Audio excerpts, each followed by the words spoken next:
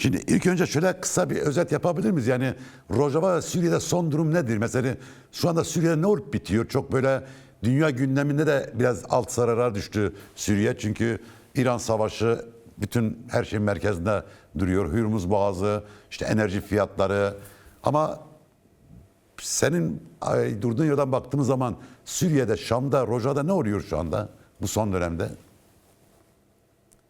Yani aslında siz de belirttiniz, İran Savaşı'nın başlamasıyla bütün dünyanın gündemi işte İran Savaşı oldu. Bununla beraber biliyorsunuz 8 Aralık 2024 itibariyle Suriye'de, Şam'da yeni bir iktidar oluştu. Baas rejimi ile Esad rejimi son buldu ve uluslararası bir anlaşma ile yerine işte HTŞ Suriye Geçici Hükümeti olarak Ahmet El-Şara liderliğinde bir hükümet iktidar kuruldu. Ve o günden bugüne aslında İran Savaşı'nın başlamasıyla bütün dünyanın gündeminin İran olmasıyla Suriye gündemi aslında biraz daha tali duruma duruma itilmiş durumda. Suriye biraz kendi iç meselelerine yönelmiş durumda, biliyorsunuz. Suriye Geçici Cumhurbaşkanı Ahmet El-Şara şu an özellikle Almanya'da görüşme yaptı, İngiltere'de görüşme yaptı. Sonra döndükten sonra Körfez'de görüşmeler yaptı. Şu an Suriye'nin yeni bir pozisyon alabileceği üzerine tartışmalar yaratılıyor. Özellikle İran Savaşı'nın başlamasıyla Hürmüz Boğazı'nın kapanması ve bunun dünyadaki ekonomik etkilerinin tartışmasıyla beraber biliyorsunuz özellikle Suriye ABD'nin Suriye özel temsilcisi Tom Barak'ın attığı bir tweet vardı.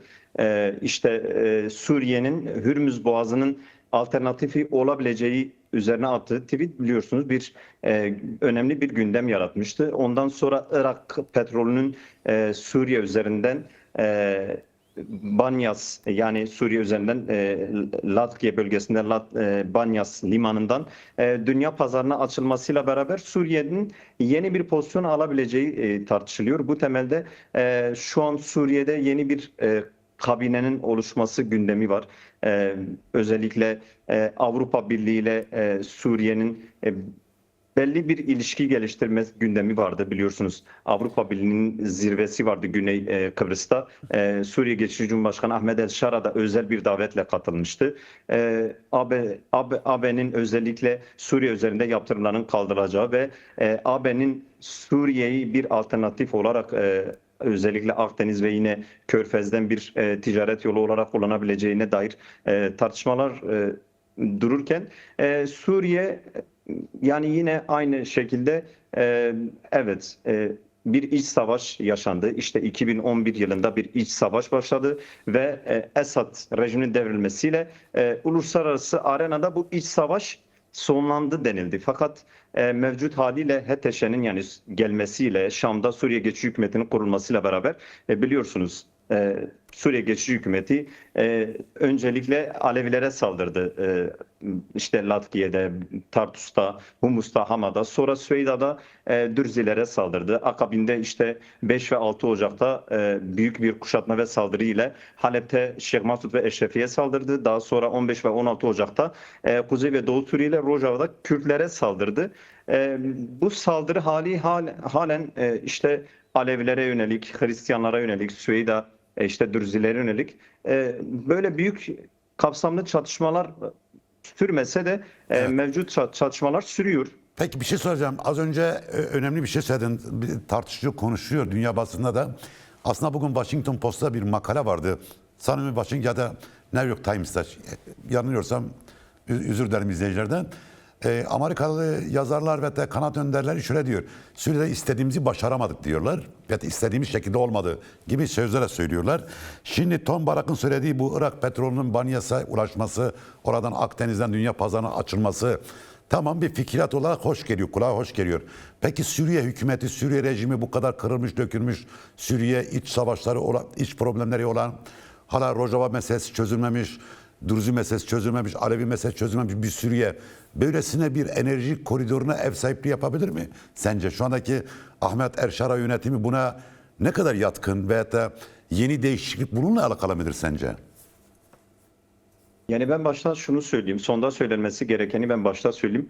Buna kesinlikle hayır cevabını verebiliriz. Çünkü işte 8 Aralık 2024'ten işte 29 Nisan 2026 tarihiyle bu alanı değerlendirdiğimizde Suriye Geçici Hükümeti, işte Ahmet El-Şara liderindeki hükümet hiçbir güvence hiç kimseye vermiyor. Suriye dediğimizde çok aktörlü ve çok faktörlü bir ülke oluyor. Yani Ahmet El-Şara Almanya ile görüştüğünde tavizler vererek kendi iktidarını sürdürmek için onlara tavizler veriyor. İngiltere ile görüştüğünde İngiltere'ye daha yakın duruyor. Körfez ile görüştüğünde daha fazla işte onlarla alıp veriyor. Yani şu an mevcut Suriye geçici hükümeti zaten demokrasiden uzak bir hükümet. Kendi halkıyla barışık değil. Zaten uluslararası bir anlaşmayla getirildi. Yani pratik, yani 8 Aralık 2024 tarihinden günümüze dek pratiklerine baktığımızda yani Suriye'de her gün insanlar halen katlediliyor. Yani toplumsal bir çöküntü hali var. Ekonomik kriz mevcut, işte Suriye Geçici Hükümeti'nin baskısından dolayı çok gündemleşmiyor. Fakat Suriye'nin birçok yerinde ekonomik kriz var. İşte elektrik faturası insanlar ödeyemiyor. İşte birçok yerde mesela bu akşam bile Süveyda'da Dürzilere saldırı oldu. Yani bölgede Evet. çatışmalar yaşandı. Kimi zaman Alevilere saldırı oluyor. İşte saldırılar oluyor. Yine Kobane'de işte 2 gün önce provokasyon yaşandı. Yani Suriye'nin henüz her yeri karma karışık bir Durumda. Peki az önce kabine değişikliği olabilir. Böyle bir ihtimaldan bahsettin. Bu kabine değişikliğini nasıl yorumlamak gerekir? Acaba bu değişiklik neye tekabül edecek? Yani Türkiye'nin rolünün azaldığı bir kabine mi olur? Suudilerin rolünün arttığı bir kabine mi? Yoksa Avrupalıların gönlünü hoş etmek için mi bir takım değişiklik yapmak istiyorlar? Yoksa Suriye'nin gerçek ihtiyaçlarından kaynaklı. Yani Rojava ile bir mutabakat var. İşte Dürzi meselesi var. Aleviler var dışarıda tutulmuş. Dürziler dışarıda tutulmuş. Suriye toplumunun ezici çoğunluğu yani hükümetin dışında seküler olup olmayan, yani Müslüman çoğunluk da hatta onu temsil etmiyor. Bu kabine değişikliğine neye tekabül eder sence? Yani biz başta şunu belirteyim. Yani bu Suriye Geçici Hükümeti toplumun üzerine getirilmiş bir hükümet. Yani toplumun üzerine yukarıdan getirilmiş bir hükümet. Toplumdan kopuk, toplumun ihtiyaçlarına kulaklarını tamamen kapatmış durumda. Hiç toplum ne düşünüyor, ihtiyaçları neler, hiç öyle bir düşüncesi yok. Zaten Ahmet El-Şara Suriye Geçici Cumhurbaşkanı olduğu gibi Suriye Anayasasını feshedip yeni bir anayasa işte yayınladı. O anayasayı da zaten şu an uygulamıyor. Şu an Suriye Geçici Cumhurbaşkanı Ahmet El-Şara'nın yayınladığı kararnamelerle yürütülüyor. Yani şu an Suriye'de tek adam rejimi var. Yani şunu söyleyelim, kabine değişikliği tartışılıyor. Fakat nasıl olacağını henüz kestirmek zor. Çünkü Suriye gibi bir ülkeden bahsettiğimizde birçok aslında devletin aslında farklı güçlerle karşı karşıya geldiği bir ülke oluyor. Evet. Henüz işte Türkiye'nin etkisi mi olur ya da işte İngiltere'nin daha fazla etkisi olur onu bilemeyiz. Fakat Türkiye'nin en azından bu son süreçte takip ettiğimiz kadarıyla hem Suriye'nin, yani hem Türkiye'nin Suriye üzerinde ciddi bir etkisi var. Hem de işte Suudi Arabistan'ın hem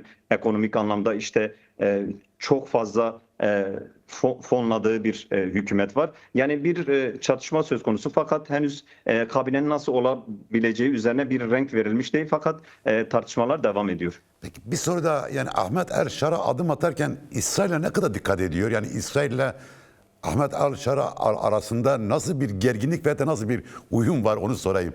Çünkü herkes sanki böyle İsrail karşıtıymış gibi görüyor onu da. Yani şundan ben örnek verebilirim. Yani en azından sahadan giderek değerlendirebiliriz. Güney Suriye'yi biliyorsunuz. Yani şu an Evet. 8 Aralık 2024, hatta 7 Aralık 2024 tarihinde İsrail Golan Tepelerine girdi. Golan Tepelerinden işte bir tampon bölge oluşturup işte Dera'ya, yani Dera, Kuneytra, Kuneytra'ya kadar geldi. Hatta Şam'ın yani bazı bilgilere göre şu an Şam'a 22 kilometre uzaklıkta bazı bölgelere operasyon dahi düzenlediği bilgisi var. Mesela İsrail askerleri günlük olarak hem Güney Suriye'nin Kuneytra kentinde hem Dera'da, işte Yermuk Vadisi'nde birçok yerde operasyon düzenliyor. İşte arama tarama faaliyetlerinde bulunuyor. İşte köylüler gözaltına alıyor ama şu ana kadar Suriye geçici hükümetinden yani cılız bir açıklama dahi yapılmış değil. Yani bu sessizlik bile şunu kanıtlıyor. Yani en azından sahadaki sessizlik şunu kanıtlıyor. İsrail'in mevcut onayı ile bu hükümet kuruldu ve bu hükümet İsrail'i rahatsız etmek istemiyor ya da Evet. İsrail'i karşısına almak istemediği anlaşılıyor. Evet. Şimdi tabii oradan şuna gelmek istiyorum. Şimdi 29 Ocak'ta tabii bir mutabakat sağlandı. Aradan 3 aylık bir zaman geçti. Evet, bugün tam 3 ay oldu. Yani Şubat, Mart, Nisan, evet 3 ay doldu. SDG ile yani Suriye Demokratik Güçler Şam hükümeti arasındaki mutabakat neden sahada uygulanamıyor? Nedir bunun nedeni sence? Yani biz bugün itibariyle siz de belirttiniz. 29 Ocak Anlaşması'nın üzerinden 3 ay geçti. Bugün itibariyle 3 ay dolmuş durumda. Bu 3 aylık süreçte biz çok katmanlı, karmaşık ve belirsiz bir dönemi geride bıraktık. Önümüzdeki süreçte nasıl olacak derseniz geçmişe bakıp geleceği değerlendirebiliriz. Önümüzdeki süreçte öyle görünüyor ki karmaşık ve belirsiz bir süreç var önümüzde. Şimdi 29 Ocak'ta işte DSG ile Suriye Geçici Hükümeti arasında bir anlaşma oldu ve anlaşmanın 14 maddesi var. Şimdi bu 14 madde gereğince işte başta idari entegrasyon meselesi vardı. Sonra askeri entegrasyon meselesi vardı. Sonra işte güvenlik meselesi vardı ve sivil alanların entegrasyonu vardı. Böyle 14 madde vardı. Şimdi biz şunu gördük. 29 Ocak anlaşmasının ilan edildikten sonra bir takvim paylaşıldı. Bu takvime göre bu takvim bir aylık bir süreydi. Bir aylık sürede işte örneğin Kuzey ve Doğu Suriye iç güvenlik güçleri Suriye İçişleri Bakanlığı'na entegre olacak denilmişti. Bu takvim çıkarılmıştı. Yine işte sivil alanlar olarak anlaşmada belirlenen işte sınır kapıları meselesi vardı. Bunlar işte faaliyete geçirilecekti. İşte petrol ve gaz sahaları vardı. Bunlar aktifleşecekti. Mevcut durumda en azından Sanıyorum orada yani böylesi bir elektrik, elektrik mi gitti orada yoksa? evet. Tamam, okey. Yani öyle, Böyle, evet. Buyur. Şu anda seni görüyoruz ama. yani öylesi bir durum vardı. Fakat biz şunu gördük. Mesela Suriye Geçici Hükümeti anlaşmayı kendine göre yorumlama biçimi öne çıktı. Mesela anlaşmada şu mesela idari entegrasyon meselesi vardı. İdari entegrasyon meselesinde işte özerk yönetim kurumlarının Suriye devletine entegre olması meselesi vardı. Yani şunun altını çizmek istiyorum. Özerk yönetim kurumları tasfiye edilmeyecek ya da feshedilmeyecek ya da teslim edilmeyecek. Böyle bir şey yok. Anlaşmada olan şu: özerk yönetim kurumları Suriye işte devletine ya da Suriye'de işte hangi kurum ya da hangi alan ona göre Suriye devletine entegre olacak ve kendi yapısını, kadrosunu koruyarak mevcut çalışmalarına o isim adı altında devam edecekti. Yani Suriye Fakat hükümeti, yani Suriye Erşara yönetimi bir oldu bittiye getirmek mi istedi Rojava'yı? oldu bittiye getirmekten ziyade kendine göre ele alma biçimi var. Şimdi bir anlaşma var, iki taraf var. Evet. Şimdi anlaşmada entegrasyonu Suriye Geçici Hükümeti Suriye devletinin merkezi devleti yeniden yapılandırma olarak görüyor. Bu böylesi bir durum ortaya çıktığında işte adımların atılması mümkün olmuyor. Mesela örnek vereyim. Geçtiğimiz hafta işte Haseki ve Kamışo'da adalet konusunda toplantılar yapıldı. Evet. İşte Özerk Yönetim Adalet Divanı'nın işte Suriye Adalet Bakanlığı'na entegrasyon konusunda hem Haseki'de hem Kamışo'da toplantılar yapıldı. Fakat toplantılarda öne çıkan durum şuydu. Şimdi Özerk Yönetim Adalet Divanı biliyorsunuz, yani 14 yıllık bir pratik var. Toplumsal uzlaşı temelinde 14 yıldır burada işte mahkemeler işte hizmet veriyor halka. Böylesi bir durum var. İşte yargıçlar var, hakimler var, savcılar var. Öte yandan uzlaşı ile işte komün ve meclisler yani toplumu esas alan bir adalet yöntemi var. Kürtlerin çok önemsediği toplumda Ruspiler var. Yani adalet konusu çok kapsamlı bir mesele işte özerk yönetim ve Rojava'da. Suriye Geçici Hükümeti Adalet Bakanlığı heyeti ile Suriye Geçici Cumhurbaşkanı'nın 29 Ocak Anlaşması'nın uygulamasından sorumlu heyeti Kamışlıo'da yaptığı toplantıda direkt olarak mahkemelerin teslim edilmesi gerektiğini söyleyip emrivaki bir yöntemle toplantıya yaklaşıyor. Bu çok ciddi bir sorun olarak önümüze çıktı. Neden bir sorun olarak önümüze çıktı? Çünkü anlaşmada şöyle idari entegrasyon konusu şöyle anlaşılmıştı. Şu an biliyorsunuz daha önce Cizre bölgesi deniliyordu. Fakat şu an Suriye devleti içerisinde Haseki muhafazası olarak yani Haseki valiliği olarak öne çıktı. İşte özerk yönetimin daireleri vardı. Bunlar Haseki müdürlüğü yani Haseki genel müdürlüğü olarak kendini yeniden yapılandıracaktı.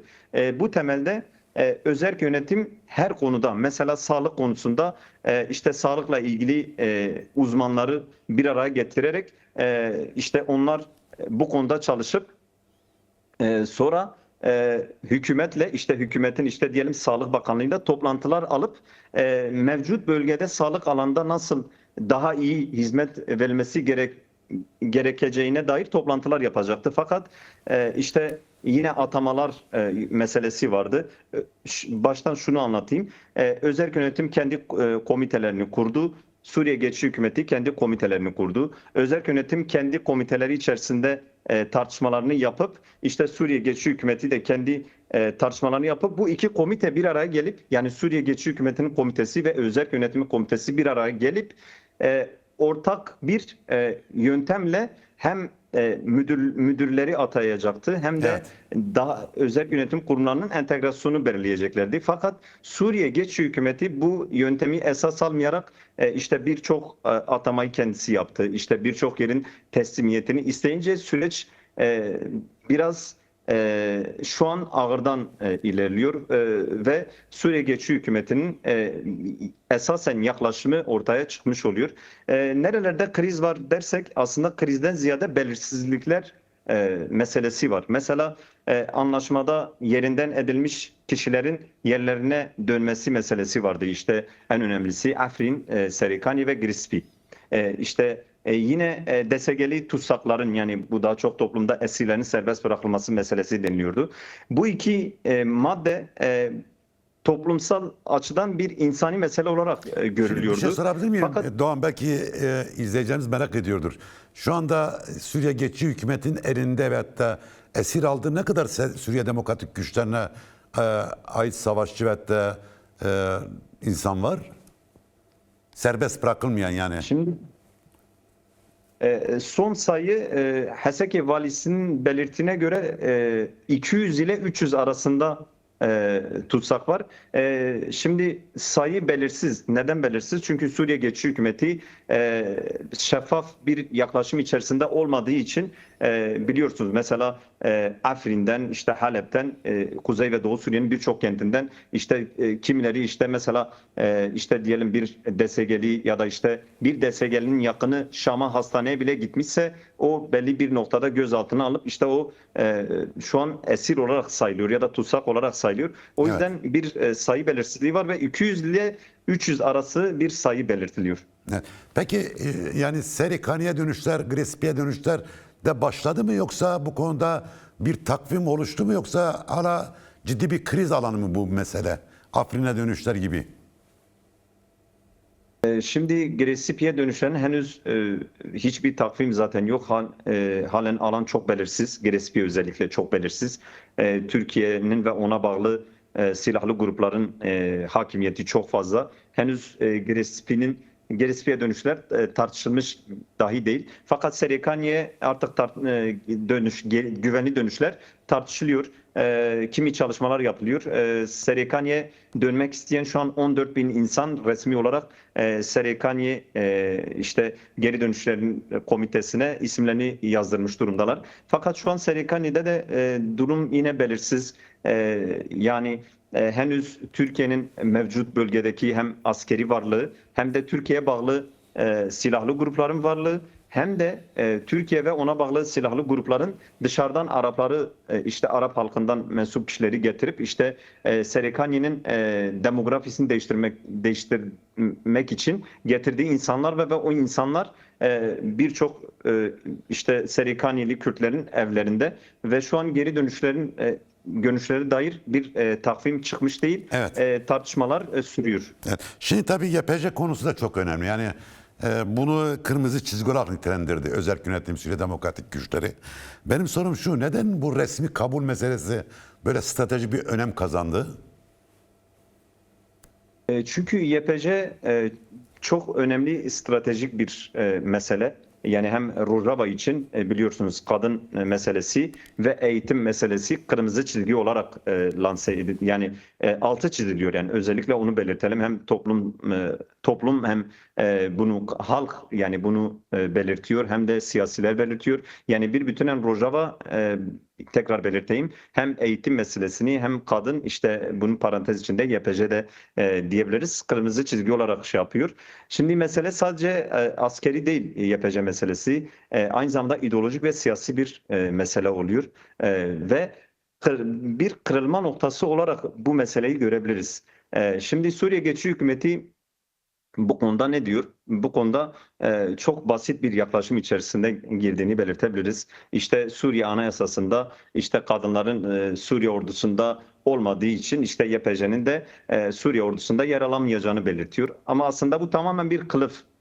Bu tamamen bir bahane olduğunu belirtebiliriz. Çünkü Suriye Geçici Hükümeti dediğimiz işte HTŞ'den oluşuyor. HTŞ işte El Nusra ve El Kaide'den alıyor şeyini.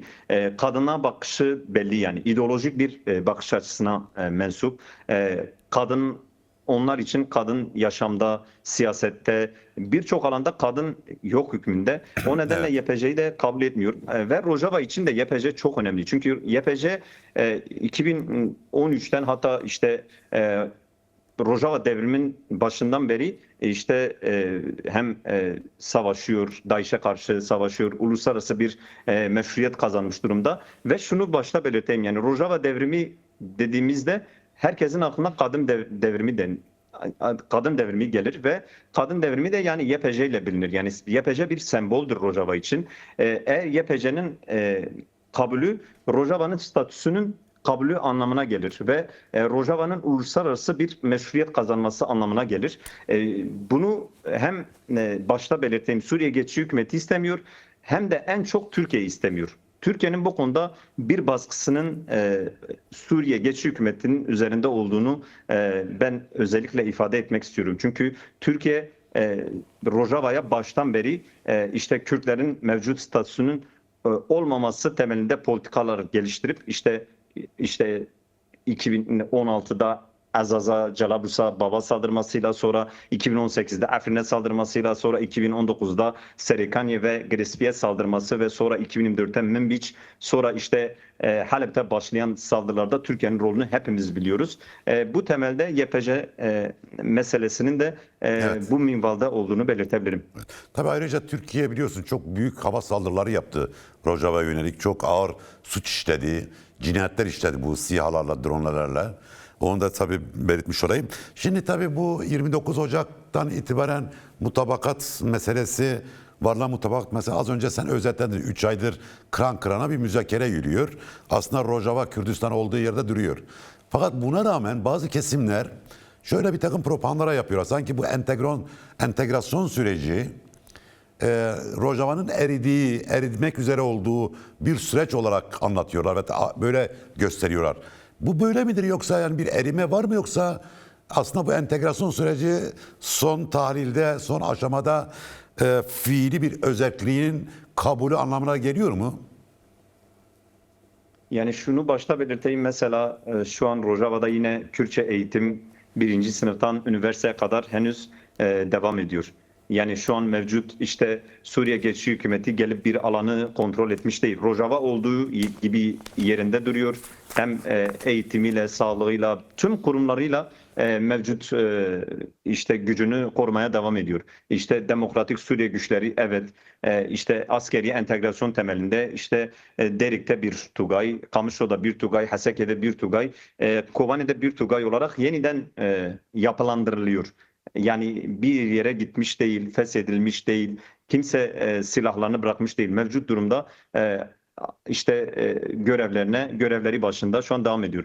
Yine işte Kuzey ve Doğu Suriye iç güvenlik güçleri, Haseki iç güvenlik güçleri olarak kendini yeniden yapılandırarak şehirlerini şu an işte Derik'ten Kobani'ye kadar, Haseke'den Kamışlı'ya kadar Rojava şu an yine kendi asayişiyle, kendi iç güvenlik güçleriyle kendi şehirlerini korumaya devam ediyor. Mevcut eğitim konusu şu an yine Kürtçe eğitim bölgede devam ediyor ve Suriye geçici hükümetiyle görüşmeler devam ediyor. Görüşmeler sonuçlanana kadar yani biliyorsunuz yani 14 yılı aşkın süredir Kürtçe eğitim bölgede var ve üniversiteler var. Şu an insanlar mezun olmuş mühendis, doktor, öğretmen olarak görev yapıyor. Mevcut yani süreç bir erime olarak değil. Bu şunu şöyle ifade edelim. Bu bir özel savaş yöntemi olarak bir baskı aracı olarak moral bozmak için Rojava üzerinde uygulanan bir özel savaş. Bunu başta belirtelim. Yani Evet. biz bölgedeyiz. Ben kendim 3 aylık süreci de takip ediyorum. Hem Suriye Geçici Hükümeti hem de işte Demokratik Suriye Güçleri, özel yönetim iki taraf sürekli toplantılarına da tanıklık ediyoruz. İşte bir geri adım ya da işte bir teslim biz bunu görmüyoruz.